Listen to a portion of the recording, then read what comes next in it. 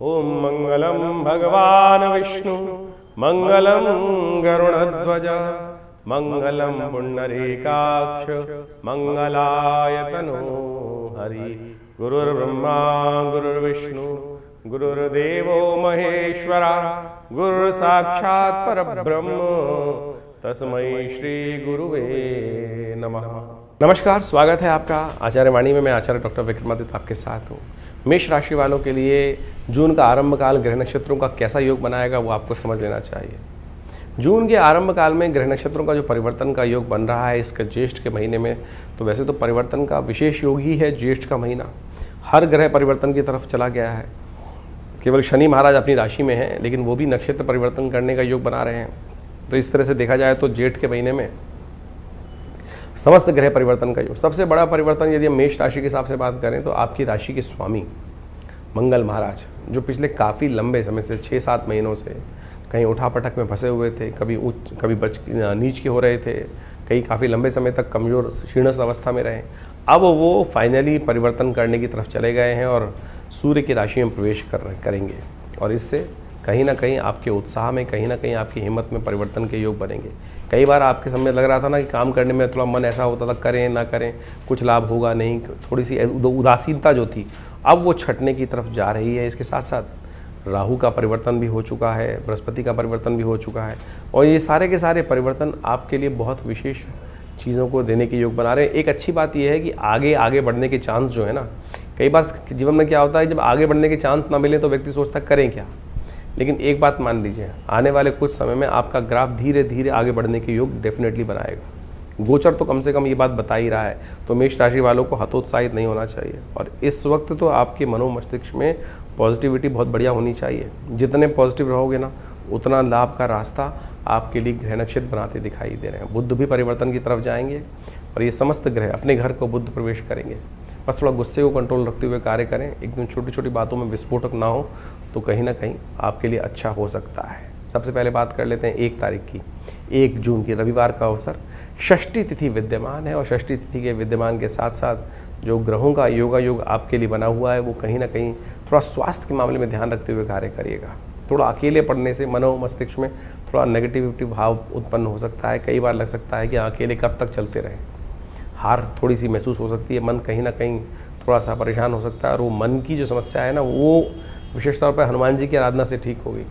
थोड़ा सा अपने अंदर विश्वास जगाएं, और हो सके तो सूर्य इस वक्त आपके लिए प्रबल शक्तिशाली बन के बैठे हैं। रविवार का अवसर है, हो सके तो भगवान सूर्य को जल अवश्य दें और भगवान को अर्घ्य दीजिए। आप विवेकानंद योगाश्रम में इस दिन हमने विशेष तौर पर नवग्रह शांति महायज्ञ गायत्री यज्ञ रखा हुआ है, और यदि आप इसमें सम्मिलित होंगे तो सूर्य और प्रबल हो जाएंगे, बढ़िया होंगे, और आपके लिए कल्याणकारी योग बना सकते हैं। रवि योग है, नए कार्य आरंभ करने के लिए दिन अच्छा दिखाई देता है।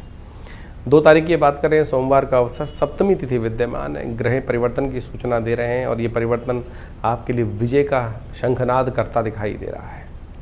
अपनी चाल में मस्त होकर चलिए और निर्द्वंद भाव से आगे चलने का प्रयास कीजिए। कोई आपके लिए कोई रुकावट मार्ग में नहीं आने वाली दिखाई देती है, तो हमको चिंता करने की ज़रूरत नहीं है। ध्यान रखिएगा, जो जातक नए जन्म ले रहे हैं, अश्लेषा और मघा नाम के नक्षत्रों का योग 1 और 2 जून को बना हुआ है, तो ऐसे में उनकी मूल शांति अवश्य करा लेनी चाहिए। नहीं तो कई बार क्या होता है कि मूल शांति ना होने के कारण से जीवन में कई बार विघ्नों का योग बन जाता है। आमतौर पर जो तथा बहुत सारे विद्वान लोग होते हैं, केवल 27वें दिन 27 जगह मट्टी पानी बस कंकड़ यही इकट्ठे करते चले जाते हैं।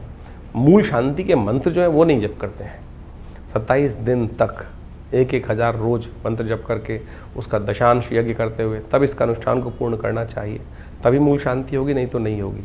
और यदि आपने ढंग से नहीं कराई है और हो सकता है उसकी वजह से जीवन में विघ्न आ रहे हो में, तो अवश्य इस समय पूर्ण करा लीजिए, उनको ढंग से करा के काम कीजिए, अच्छा रहेगा।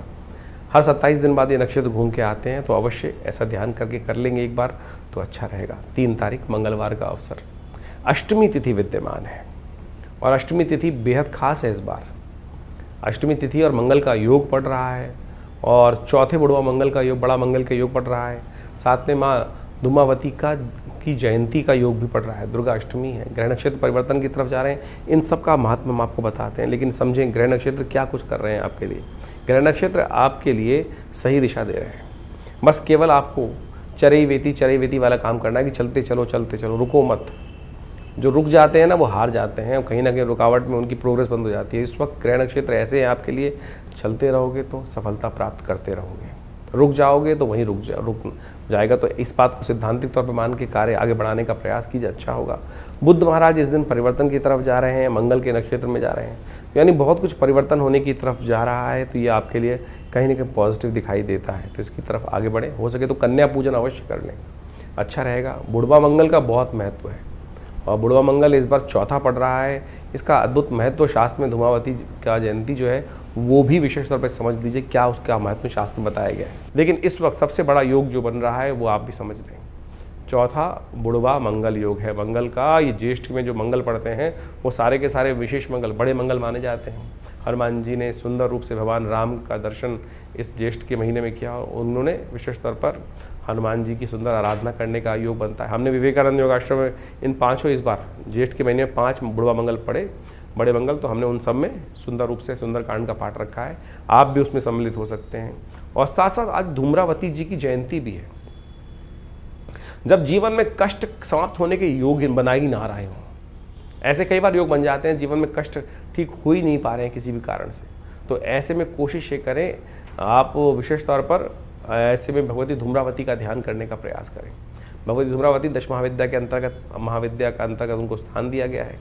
और जिस समय में जैसे बगलामुखी इत्यादि भगवती के स्वरूप हैं, ऐसे ही धूम्रावती भगवती समस्त ऐसे कष्टों जिनको जो सिर से ऊपर पानी जब निकल जाए तब इनके मंत्रों का प्रयोग करना चाहिए, और जिससे आपके दुसाध्य कार्य पूर्ण होने की तरफ जा सकें, चाहे मुकदमे के कार्य हो, चाहे वो संसारिक तौर पे कष्टों के कार्य हो।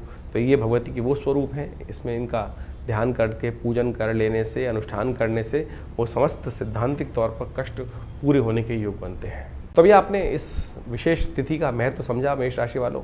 अब आप समझ लीजिए आगे क्या ग्रह गणना बता रही है आपको। 4 तारीख का दिन बुधवार का अवसर, 9वीं तिथि विद्यमान है और इस दिन ग्रह नक्षत्रों के दृष्टिकोण से ग्रह थोड़े हल्के बनते दिखाई दे रहे हैं। ध्यान रखिएगा स्वास्थ्य के मामले में हल्की सी कुताही भारी पड़ सकती है। मौसम गर्म है तो इसलिए पानी थोड़ा देख दाख के पीजिए, कहीं ना कहीं सर्दी जुकाम नज़ला थोड़ा परेशान कर सकता है। हो सके तो शिव का ध्यान करें सुबह सुबह, भगवान शिव का महामृत्युंजय मंत्र जप करने, महेश नवमी है तो भगवान शिव का ध्यान करने से स्वास्थ्य का लाभ प्राप्त होगा। हो सके तो थोड़ा सा चावल का दान भी कर सकते हैं, वो आपके लिए श्रेष्ठ रहेगा। 5 तारीख का दिन, उस दिन विशेष तौर पर ग्रह नक्षत्रों के दृष्टिकोण से गंगा दशहरा है और साथ साथ बटुक भैरव जयंती है। ये दोनों तिथियां बहुत विशेष हैं, इस कलिकाल में संपूर्ण मनोतों को सिद्ध करने वाली हैं। एक तो पुण्य देने वाली है और दूसरा संकटों को हरने वाली है, उसका महत्व बताएंगे। लेकिन पहले समझ लीजिए कि मेष राशि वालों के लिए ग्रह नक्षत्र क्या योग बना रहे हैं। योग तो थोड़े हल्के दिखाई देते हैं, थोड़ा सा छोटी छोटी बातों पे कहीं मनोमस्तिष्क में नेगेटिविटी परेशान कर सकती है। और साथ में ध्यान रखिएगा थोड़ा सा स्वास्थ्य के मामले में अननेसेसरी खर्चे बढ़ने के योग दिखाई देते हैं। शत्रु पक्ष थोड़ा सा कहीं ना कहीं आपको परेशान करता दिखाई दे रहा है, तो इसमें मामले में थोड़ा ध्यान रखते हुए कार्य करना ही आपके लिए सबसे अच्छा है। ऐसे में गंगा दशहरा है और साथ साथ बटुक भैरव जयंती है। भगवान बटुक भैरव जी क्या है, समस्त आपत्तियों से रक्षा करने वाले हैं। मंत्र है उनका ओम ह्रीं बटुकाय आपद उद्धारणाय कुरु कुरु बटुकाय ह्रीं स्वाहा। इसका महत्व शास्त्र में जो बताया गया है वो हम आपको बताने जा रहे हैं, उसको समझ लीजिए। गंगा दशहरा और बटुक भैरव जयंती एक साथ पढ़ते हैं गंगा दशहरा वाले दिन, यानी जो विशेष तौर पर ज्येष्ठ मास के शुक्ल पक्ष की दशमी के दिन। शास्त्र में कहा जाता है दशम पापम हरति दशहरा, इसके महात्म को समझें, अद्भुत है। इन दिनों ग्रह नक्षत्रों के दृष्टिकोण से उपाय भी कुछ खास कर लेने चाहिए, तो ये उपाय जो है वो नोट कर लीजिए। देखिए इस दिन खासतौर पे गंगा दशहरे का योग बन रहा है, बटुक भैरव जयंती का योग बन रहा है। ये दोनों त्यौहार जो है बहुत इंपॉर्टेंट है, बहुत महत्वपूर्ण है, जो विशेष तौर पर दशमी के दिन पड़ते हैं। ज्येष्ठ मास की दशमी के दिन गंगा का अवतरण हुआ और गंगा का अवतरण इस संसार के कल्याण के लिए महाराज भगीरथ ने, कहा जाता है कि अपनी 3 पीढ़ी तक भगीरथ का जो पीढ़ी थी वो भगवान की आराधना करते रहे। महाराज सगर के जो 60,000 पुत्रों को श्राप दे दिया गया था महर्षि कपिल के द्वारा, और जब कहा जाता है कि जब सत्ता आती है तो कोई भी व्यक्ति जो है वो मदमस्त हो जाता है। तो इंद्र ने एक चाल चली, महाराज सगर ने यज्ञ इत्यादि रखा था, बहुत बड़ा अश्वमेध यज्ञ रखा था, और अश्वमेध यज्ञ के अंतर्गत विभिन्न प्रकार से अपने उस राज्य को सुव्यवस्थित करने के लिए, समृद्धि की पराकाष्ठा प्राप्त करने के लिए महाराज सगर ने अश्वमेध यज्ञ रखा। 100 यज्ञ रखे गए और अंत में उस संपूर्ण संसार में विजय प्राप्त करने के निमित्त धर्मयुक्त ध्वजा फहराने के निमित्त घोड़ा छोड़ा जाता था। वो घोड़ा जहाँ जहाँ जाता था वो राज्य समस्त थे वो राजा का आधिपत्य स्वीकार करते थे। तो कहा जाता था कि वो जो घोड़ा पकड़ लेता था उसके साथ युद्ध होता था। तो वो जो घोड़ा था, इंद्र ने क्या किया, उसको चुराकर उस घोड़े को महाराज जहाँ पर कपिल मुनि विश्राम कर रहे थे, कपिल मुनि साधना कर रहे थे, वहाँ ले जाके बांध दिया। महाराज सगर के पुत्र जगह जगह घूमते घूमते वो ढूंढते ढूंढते घोड़े को पहुँचे और महाराज कपिल जहाँ पर साधना रत थे वहीं जाके बांध दिया। जब सत्ता में मदमस्त थे, इतना बड़ा यज्ञ चल रहा था और महाराज सगर से बड़ा प्रतापी राजा कौन था उस वक्त? उनके पुत्र, 60,000 पुत्र वहाँ पहुँचे। तो उन्होंने महाराज कपिल मुनि को पहचाना नहीं, उपहास कर दिया कि अरे साधना करने बैठ गए हो, वट समान हो गए हो और ये चोरी करने का कार्य करते हो। शांत झील में पत्थर मारने का प्रयास कर रहे थे। कपिल मुनि की साधना किसी प्रकार से टूटी और उन्होंने क्रोधवश उन जैसे ही सगर पुत्रों को, अहंकारी सगर पुत्रों को देखा, उन सबको भस्म कर दिया। उस तप, जो योग तप के बल से वो सब के सब भस्म हो गए वहाँ पर। महाराज सगर को जब ये पता चला तो उन्होंने बहुत प्रयास किया, लेकिन जब जो कार्य हो चुका था, लेकिन अब उनकी मुक्ति का मार्ग जरूर चाहिए था। उनकी मुक्ति हो सकती थी गंगा जल से ही, गंगा के पदार्पण से ही। तो उनकी समस्त पीढ़ियाँ लगातार 3 पीढ़ी तक उनकी पीढ़ियाँ माँ भगवती गंगा को प्रसन्न करने का कार्य करती रहीं। और जब माँ गंगा का प्राकट्य भगवान के सुंदर श्री चरणों से निकली हुई, भगवान की जो कहा जाता है कि गंगा की उत्पत्ति कथा भी बड़ी विचित्र है, वो समझ लेनी चाहिए कथा कितनी सुंदर रूप से भाव से शास्त्रों में बताई गई है।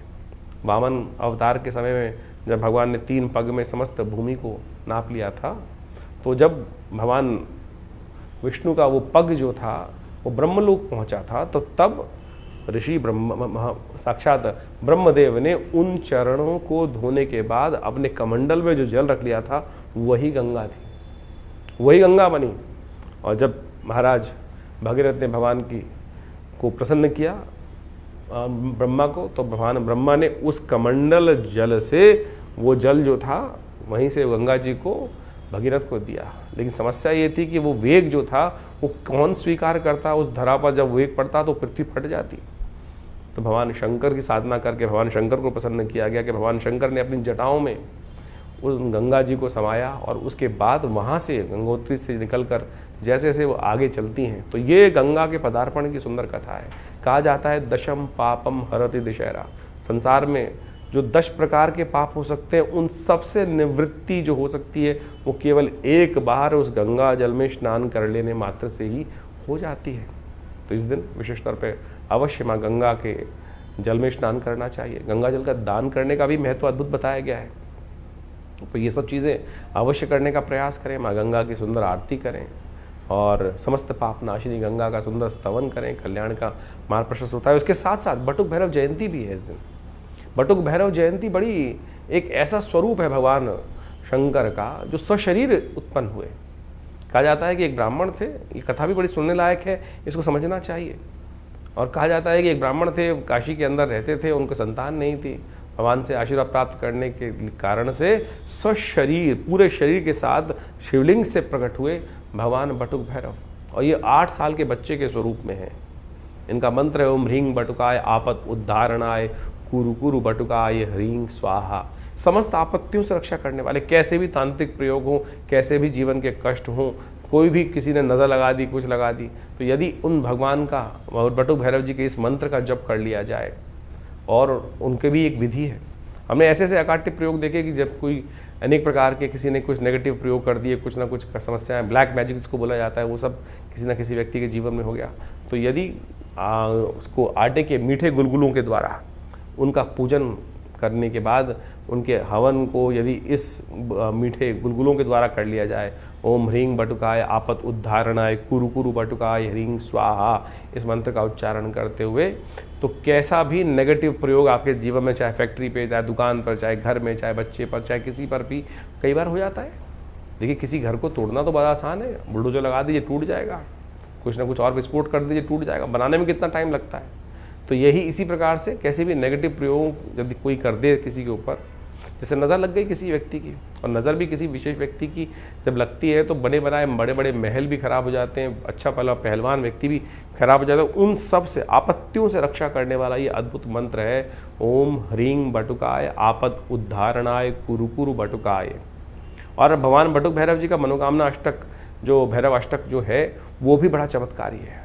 समस्त मनोकामनाओं को पूर्ति करने वाला ये बटुक भैरव अष्टक माना जाता है। तो इनका भी इस दिन स्तवन कर लेने से समस्त प्रकार के मनोरथ सिद्ध होने के योग बनते हैं। तो अवश्य इस जो ज्येष्ठ मास के शुक्ल पक्ष की दशमी होती है, इस दिन गंगा जी का अवतरण और साथ साथ भगवान बटुक भैरव जी की जयंती का शास्त्र में वर्णन किया गया है।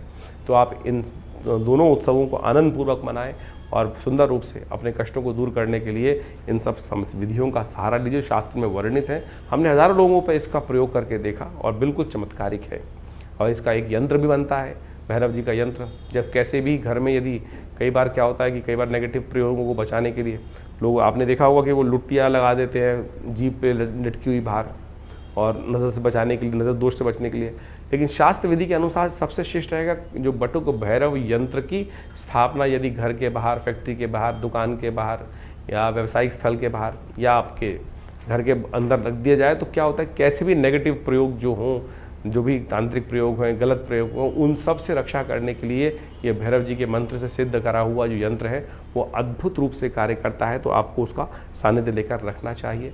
वो बहुत सुंदर योग देता है, कष्टों को दूर करने का योग बनाता है। तो मेष राशि वालों, गंगा दशहरे के बारे में आपने समझा, भगवान बटुक भैरव जी के बारे में भी बहुत सारे लोग जानते नहीं हैं इनके बारे में, केवल भैरव जी का स्वरूप भी जानते हैं, वो विकराल स्वरूप। लेकिन बटुक भैरव बड़े सौम्य हैं, 8 वर्ष के बच्चे के रूप में हैं और समस्त आपत्तियों से रक्षा करने वाले हैं। तो अवश्य इनका सानिध्य लें, इनका श्रद्धा के साथ पूजन करें, समस्त मनोरथ सिद्ध करने के योग बनेंगे। 6 तारीख का दिन, और मेष राशि वालों के लिए ग्रह नक्षत्र दिखा रहे हैं, ग्रहों का योग परिवर्तन का योग, और ये परिवर्तन का योग नया उत्थान देगा, राजयोग बनाने का निर्माण करता दिखाई दे रहा है। मन में उत्साह के साथ साथ बृहस्पति से दृष्ट होकर चंद्रमा का परिवर्तन का योग बनेगा, लेकिन अभी थोड़ा समय है, ये दिन थोड़ा सा उठापटक वाला रहेगा। ध्यान रखें, उसको ठीक करने के लिए भगवान विष्णु का स्तवन करें, हो सके तो व्रत रखें। निर्जला एकादशी भीमसेन ने भी रखी थी, और भीमसेन जैसा ताकतवर बड़ा भारी शरीर वाला व्यक्ति निर्जला एकादशी का व्रत व्यास जी के कहने पर उन्होंने रखा। उसका महात्मा बड़ा शास्त्र में अद्भुत बताया गया है, समझें आप। इस दिन निर्जला एकादशी है, ये भीमसेन एकादशी के रूप में भी जानी जाती है। कहा जाता है कि संपूर्ण जो एकादशी हैं, जो 12 की 12 एकादशी जो आती हैं, पूरे 12 महीनों में एकादशी होती हैं, जो 24 एकादशी टोटल पड़ी, उन सब में यदि निर्जला एकादशी का व्रत एक बार कर लिया जाए तो उनके पूरे के पूरे वर्ष की जितनी एकादशी हैं उन सब का फल प्राप्त हो जाता है। भीमसेन ने एक बार महर्षि व्यास से प्रेरित होकर इस समय में व्रत रखा था। जेठ के महीने में तप रहा हो सूर्य, और ऐसी स्थिति में जब विशेष तौर पर आप समझें कि जो रोहिणी नक्षत्र में सूर्य चल रहे हों और ऐसे में ताप पड़ रहा हो, पूरी तरह से नव तपा का समय चल रहा हो, और ऐसे में जेठ में ये एकादशी पड़ती है, तो ऐसे में पूरी तरह से निर्जल, एक क्षण मात्र, एक जो बिंदु मात्र भी जल अंदर ना जाए, केवल आचमन करने की आज्ञा होती है इतनी कि बस केवल मुंह में जो पानी जो आचमन करने की आज्ञा, उतना ही यदि शौच इत्यादि की बात करना पड़े तो वो ऐसे में केवल पूरा सूर्य उदय से लेकर अगले दिन सूर्य उदय तक निर्जल तौर पर रहते हुए, व्रत रखते हुए, यदि भगवान का स्तवन करते हुए, भगवान की कथा का पाठ करते हुए, ओम नमो नारायणाय, ओम नमो भगवते वासुदेवाय का स्तवन करते हुए, ये नहीं सोचते हुए कि आज जल नहीं मिला, जल नहीं मिला, जल नहीं मिला, ऐसे ही करते करते व्रत नहीं रखना है। भगवान का स्तवन, भगवान की कथा करते हुए कार्य करना चाहिए, और उससे आपकी समस्त मनोकामना सिद्धि के योग बन जाते हैं। तो ऐसे में देखिए, लोग पुण्य कमाने के लिए इस दिन जल का दान करते हैं। वैसे तो निर्जला एकादशी का रूप में व्रत रखने का विधान है, लेकिन छबीली लगती है, लोग बांटते हैं। जल का दान करने की परंपरा भारतीय संस्कृति में अनादिकाल से रही है। लोग कुएं बनवाते थे, बावड़ियाँ खुलवाते थे और साथ साथ प्याऊ लगाते थे। ये भारतीय संस्कृति ही है, शायद किसी और संस्कृति में ऐसी व्यवस्था करने की परंपरा नहीं रही। हमारे ही संस्कृति के अंदर जल की व्यवस्था तक का दान करने की परंपरा अनादिकाल से चलती आई है। तो इसका पुण्य लाभ हम सबको लेने का प्रयास करना चाहिए। और इस दिन विशेष तौर पर भद्रा का योग भी बन रहा है, जो भद्रा करीब करीब दोपहर को 3:30 बजे के बाद रहेगी। तो नए कार्यों का आरंभ करने से इस दिन बचना चाहिए। इस बात का ध्यान रखते हुए कार्य करेंगे तो अच्छा रहेगा। तो मेष राशि वालों, आपने समझा निर्जला एकादशी का अद्भुत महत्व। इस दिन एक ग्रह परिवर्तन की तरफ जा रहे हैं और वो है बुध महाराज। बुध महाराज तृतीय भाव में आपके प्रवेश करेंगे, अपनी राशि में प्रवेश करेंगे। अस्त ज़रूर है लेकिन हैं बहुत पॉजिटिव। और इनका ये नया इनोवेशन की तरफ, नया रिसर्च की तरफ, नया कुछ शोध, नया कुछ समझ डेवलप करने का रास्ता आपके लिए खुलता दिखाई दे रहा है। हो सके तो बुद्ध को थोड़ा शक्ति प्रदान करें, हो सके तो थोड़ा सा गणेश जी को पीले पुष्प ओम गंगणाधिपतये नमः इस मंत्र का जप करते रहें, उससे अच्छा पॉजिटिव चेंजेस रहेगा। 7 तारीख का दिन शनिवार का अवसर है, ग्रह परिवर्तन की तरफ जा चुके हैं, गज केसरी योग निर्माण हो चुका है रात्रि में चंद्रमा के प्रवेश के साथ साथ, और ये आपके लिए बहुत सुंदर योग बना रहा है। साथ साथ मंगल भी परिवर्तन की तरफ जा रहे हैं। मंगल का ये परिवर्तन आपकी राशि में, जो आपको थोड़े दिन से कई भाव ऐसा लग रहा था कि अकेले कब तक चलते रहेंगे, नया साथ मिलने के रास्ता बनेगा, बुद्धि से नया रास्ता मिलेगा। ग्रह नक्षत्रों के दृष्टिकोण से चीज़ें आपके लिए अच्छी बनती दिखाई दे रही हैं। इसके साथ साथ शनि भी अपने ही राशि में जाने के लिए सुंदर योग बना रहे हैं, और ऐसे में 12वें भाव में बैठकर अपने ही नक्षत्र में प्रवेश करने का योग बना रहे हैं। ये और ताकतवर हो जाएंगे और आपके रिजल्ट को ठोस कदम जो चलेंगे, जो आप बदलेंगे, वो ठोस कदम की तरफ आगे बढ़ते दिखाई देंगे। ऐसे में द्वादशी तिथि है, शनिवार का अवसर है, चंपक द्वादशी का योग बन रहा है। हो सके तो वानरों को केले डालने का प्रयास करें। शनि भी ठीक होंगे, मंगल भी ठीक होंगे और बहुत बढ़िया आपके लिए योग बन सकता है बढ़िया तरीके से। 8 तारीख रविवार का अवसर, इस दिन भी द्वादशी तिथि का योग बन रहा है। द्वादशी तिथि थोड़ी वृद्धि की तरफ है दिल्ली पंचांग के अनुसार से। उसके बाद त्रयोदशी का योग बन जाएगा, तो यानी इस दिन रवि प्रदोष का योग बन गया है। ग्रह नक्षत्रों के दृष्टिकोण से बृहस्पति महाराज पूरी तरह से दृष्टि प्राप्त कर कर वो आपके लिए योग अच्छा बनाते दिखाई दे रहे हैं, और बड़े लोगों से लाभ प्राप्ति के योग बनते दिखाई दे रहे हैं। इस समय ग्रह परिवर्तन की तरफ जा चुके हैं। हो सकता है कि विदेश से भी बड़े लोगों से, अपने कुछ और लोगों से भी आपको रास्ता बनता दिखाई देगा। राहु आपके लिए सबसे बेस्ट जगह चले गए हैं, और ये आपकी समस्त आपत्तियों से रक्षा करने का योग बनाते दिखाई दे रहे हैं। तो इसलिए थोड़ा राहु का मंत्र जप कर लें, हो सके तो थोड़ा सा बिल्लियों को दूध डाल दें, मूली का दान कर दें। ये सब उपाय लगातार आप करेंगे तो आपके लिए बहुत अच्छा योग बनता दिखाई देगा। इस दिन रवि प्रदोष है। शाम के समय भगवान शिव का विशेष तौर पर गंगा जल के द्वारा अभिषेक करने का प्रयास करें, आपके बहुत अच्छे योग बनेंगे, लाभ के योग बनेंगे। रविवार के दिन एक और परिवर्तन हो रहा है। सुबह सुबह सूर्य जो है रोहिणी की नक्षत्र से निकलकर मृगशिरा नक्षत्र में प्रवेश करेंगे। नवतपा, जिस प्रकार से सूर्य रोहिणी नक्षत्र में आते हैं तो भयंकर तपते हैं, अब उसमें कहीं ना कहीं परिवर्तन का योग बन रहा है। मंगल के नक्षत्र मृगशिरा नक्षत्र में सुबह 7 बजे के आसपास प्रवेश कर लेंगे तो धीरे धीरे सूर्य का ताप भी कम होने के योग बनते दिखाई देंगे। 9 तारीख सोमवार का अवसर, त्रयोदशी तिथि उदया तिथि के रूप में विद्यमान है। चंद्रमा परिवर्तन की तरफ जा रहे हैं, साथ साथ बुध राहु के नक्षत्र में प्रवेश कर रहे हैं। सर्वार्थ सिद्ध योग का निर्माण हो रहा है। ओवरऑल मिलाकर आपके लिए दिन अच्छा दिखाई देता है। नो डाउट चंद्रमा थोड़े से कमज़ोर जरूर हैं, लेकिन वो दृष्टि प्राप्त करवा रहे हैं मंगल से, वो आपके लिए अच्छा रहेगा। लेकिन फिर भी मन थोड़ा सा कई छोटी छोटी बातों में कहीं ना कहीं परेशान होता दिखाई दे रहा है। तो ऐसे में थोड़ा उपाय करने का आप प्रयास करेंगे तो अच्छा रहेगा। थोड़ा सा हो सके तो दूध का दान करने का प्रयास करें। ये दूध का दान, खीर का दान, दूध के द्वारा भगवान शिव का अभिषेक, ये सब करने से कहीं ना कहीं चंद्रमा को शक्ति मिलेगी और मनोमस्तिष्क में पॉजिटिविटी उदय होने के योग बनेंगे। 10 तारीख मंगलवार का दिन, चतुर्दशी तिथि है और ऐसे में अंतिम बुढ़वा मंगल का योग बन रहा है। ग्रह नक्षत्रों के दृष्टिकोण से थोड़ी सी ताकत की ज़रूरत है, और ऐसे में सब कुछ डिपेंड करता है मंगल के ऊपर। और अंतिम बुढ़वा में इस बार जेठ के महीने में 5 मंगलवार का योग बना, 5 बुधवार का भी योग बना। एक तरह से 5 मंगलवार अनिष्टकारी हैं, 5 बुधवार श्रेष्ठ हैं। तो ये कहीं ना कहीं समृद्धि की तरफ ले जाते हैं, लेकिन 5 मंगल कहीं ना कहीं कष्ट भी देते हैं। तो आपने पूरी तरह से पूरे विश्व में देखा होगा कि कहीं ना कहीं जहाँ झगड़े हुए वहीं कहीं ना कहीं समृद्धि का योग भी बना। तो ऐसे में ये योग आपके लिए भी अच्छा बन रहा है। ऐसे में जाते हुए बुढ़वा मंगल 1 साल बाद ये योग बनेगा बड़े मंगल में, तो हनुमान जी की सुंदर आराधना करें। हमने विवेकानंद योगाश्रम में इस दिन विशेष तौर पर बड़ा यज्ञ रखा है, और बुद्ध भी उदय होने जा रहे हैं इस दिन। बुद्ध का उदय होना बहुत शक्ति संपन्न होकर आपके लिए लाभ का रास्ता प्रशस्त करता दिखाई दे रहा है। विचारों में नई शक्ति आती दिखाई दे रही है, तो उसका लाभ लें। हनुमान जी को भी थोड़ा प्रसन्न करें। हमने विवेकानंद योगाश्रम में अंतिम बुढ़वा मंगल पर हनुमान जी का यज्ञ और साथ में सुंदरकांड का पाठ रखा है। आप इसमें श्रद्धा के साथ भाग लें। नहीं ले पा रहे हैं तो कम से कम अपने नाम से उस घर में या तो घर में पाठ करें, नहीं करा सकते तो आश्रम पर भी उसकी व्यवस्था है, जुड़ेंगे तो लाभ ही होगा। जो ज्योतिष का ग्रह योग आपने अभी समझा, किस प्रकार से ज्येष्ठ के अंतिम भाग में, ज्येष्ठ मास के अंतिम भाग में जो ग्रहों का योग बन रहा है, विभिन्न परिवर्तन के योग बने इस ज्येष्ठ के मास में। यानी अगर ज्योतिष के दृष्टिकोण से आप देखें कि शनि को छोड़कर बाकी समस्त ग्रह अपनी अपनी राशि से परिवर्तन का योग इस ज्येष्ठ के महीने में बना चुके हैं, और इन सब का प्रभाव आपकी जन्मपत्री के अनुसार से आपके जीवन पर गोचर का प्रभाव अवश्य हो रहा होगा। और उस प्रभाव को यदि समझा सकता है, कोई समझ सकता है, तो ज्योतिष की गणना के द्वारा ही समझा जा सकता है। इस समय की चाल को समझना ही सबसे बड़ा महत्वपूर्ण है। देखिए, ये वैज्ञानिक युग है, इसके अंदर कुछ भी हम जो भी कार्य करते हैं उसको एनालाइज कर लें, समझ लें क्या कुछ प्रभाव कर रहे हैं, क्या करने से क्या प्रभाव उत्पन्न होगा, उसको अच्छे से एनालाइज किया जा सकता है।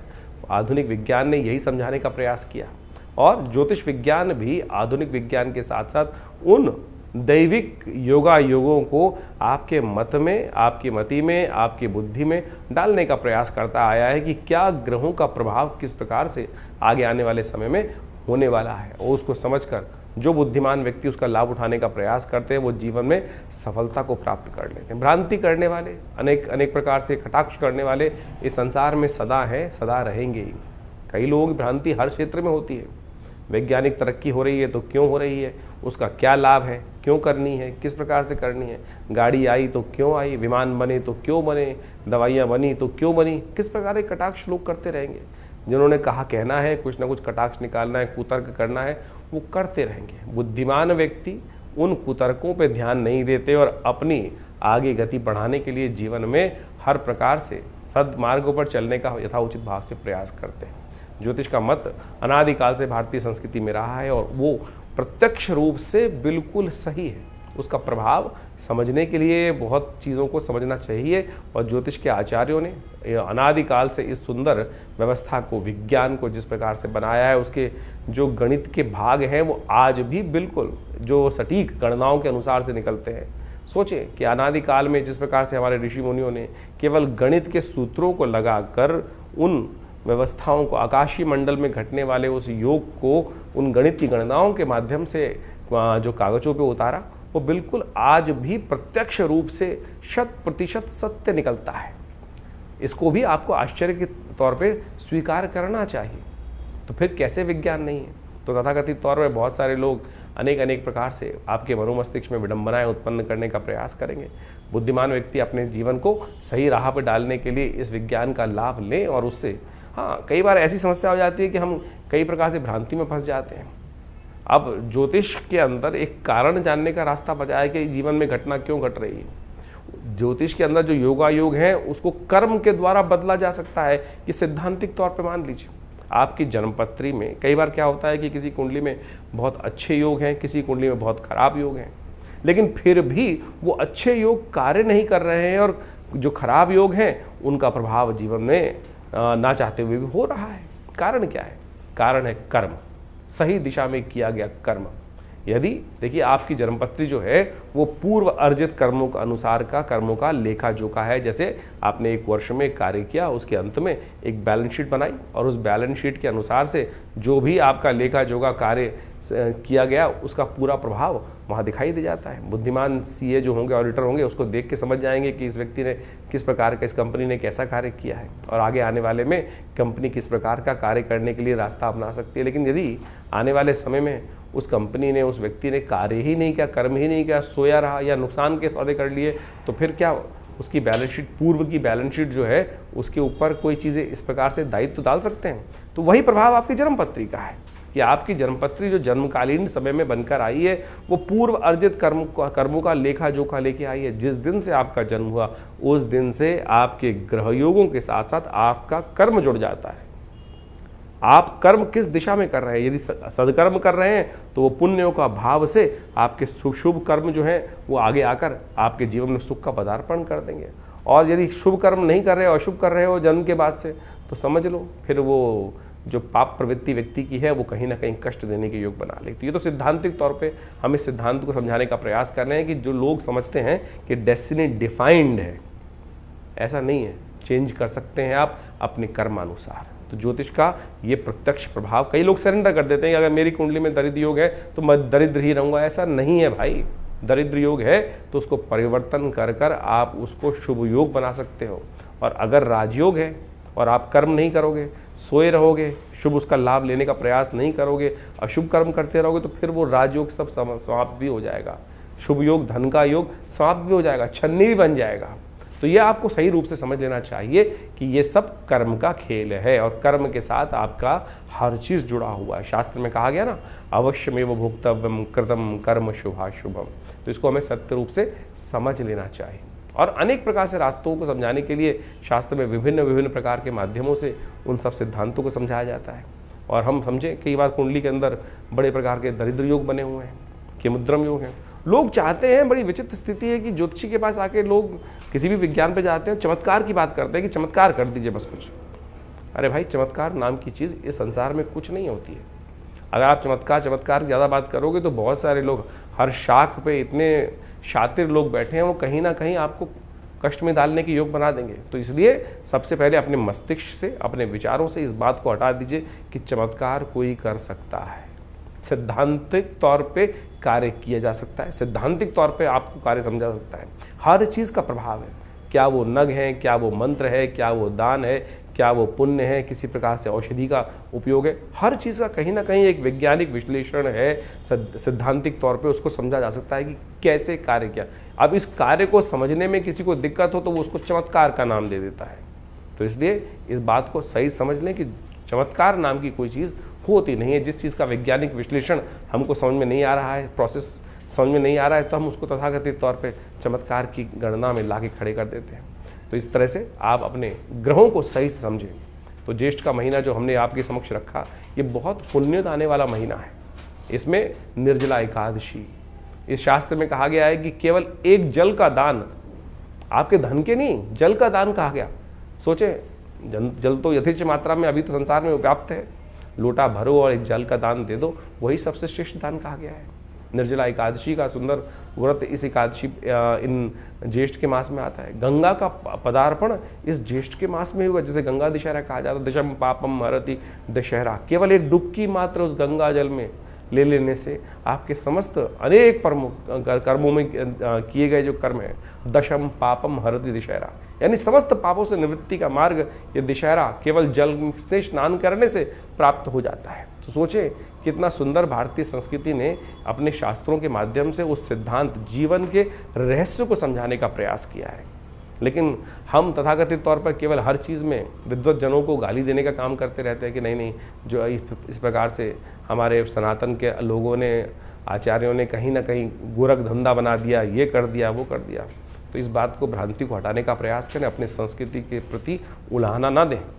हमने संस्कृति के प्रति क्या किया वो समझने का प्रयास करना है हमको, तो वो अच्छा रहेगा। संस्कृति तो बड़ी सुंदर है, परिष्कृत है, सुंदर है, सुनियोजित है, सुसज्जित है, तो हम उसको सुंदर रूप से अपनाने का प्रयास यदि कर लें तो बहुत अच्छा रहेगा। तो आप हमारे शास्त्र मतों को, हम अपने अनेक कथाओं के माध्यम से इन समस्त ज्योतिष के रहस्यों को आपके समक्ष रखने का प्रयास करते हैं, वैदिक कथाओं के माध्यम से उनको समझाने का प्रयास करते हैं। यदि आप इन सब सिद्धांतों को समझ लें तो आपको पूर्ण रूप से अपनी संस्कृति के प्रति विश्वास भी जगेगा, श्रद्धा भी जगेगी, और उससे आप जानकर अपने आप को भी अच्छा लाभ देंगे और हमारे समाज को भी लाभ देंगे। तो ज्योतिष विज्ञान के द्वारा इन समस्त सिद्धांतों को समझ लीजिए और अपनी जन्मपत्री को अच्छे से समझिए। अपनी जन्मपत्री के अनुसार से चीज़ों को समझते हुए अपने जीवन के फील्ड को समझने का प्रयास करें, किस क्षेत्र में कार्य कर रहे हैं।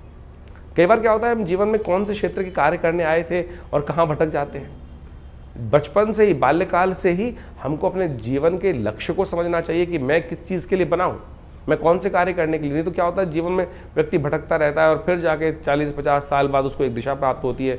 और यदि सही से कोई आचार्य मिल जाए, ज्ञानवान व्यक्ति मिल जाए, तो पहले से बता देगा भाई इस रास्ते पे चल रहे, तो इसके द्वारा सुंदर रूप से रास्ता बन जाएगा और कहाँ प्राप्ति के योग बन जाएंगे। देखिए आचार्य चाणक्य ने किस प्रकार से चंद्रगुप्त को ढूंढा और उसको लगाया, और कहाँ एक गडरी के घर में पैदा हुआ लड़का उस इतने बड़े साम्राज्य का अधिपति बना।